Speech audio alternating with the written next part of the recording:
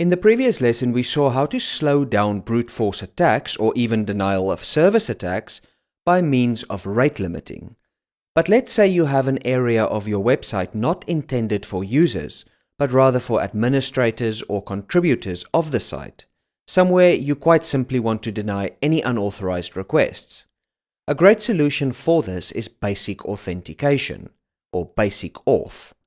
Basic auth provides a simple username and password layer to any part of your site, and is relatively straightforward to implement. To demonstrate, I'll add it to this demo site's homepage. But before we can add authentication, we'll have to generate a simple password file in the htpassword format. To do this, we'll again be using that same suite of tools we installed to get the Apache Bench tools. apt-get install apache2 utils, or yum install httpd tools on CentOS. But of course I already have this installed, so the command we're going to use is htpasswd,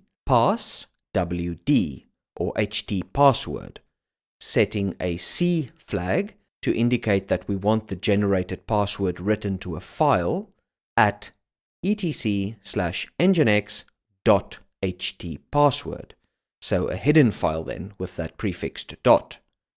For a given username, I'll just make it user1. Enter.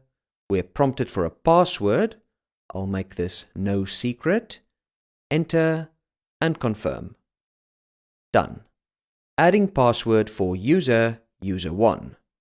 Check that newly generated password file, cat etc nginx htpassword, and there we have it. A very simple password file containing that user we created, user1, and its corresponding password hash. So now, having a password file, we can implement basic auth with access granted as per the contents of that file. In this default static location, I'll get rid of the rate limit implementation, adding auth_basic, so enabling basic auth for any request to this location, with the value being the message that will get displayed to the user when prompted to authenticate. Secure area. And secondly, tell Nginx where to find the password file. Auth basic user file. etc/nginx/.htpassword. Save this, reload the configuration, and now when I reload this page in the browser, we get this native dialog prompting us to authenticate with the message secure area. Enter those credentials, user1, and my password, no secret, which works, and we're granted access. Or more specifically, the request for index.html is served, with most browsers giving you the option to store these credentials for automatic future logins.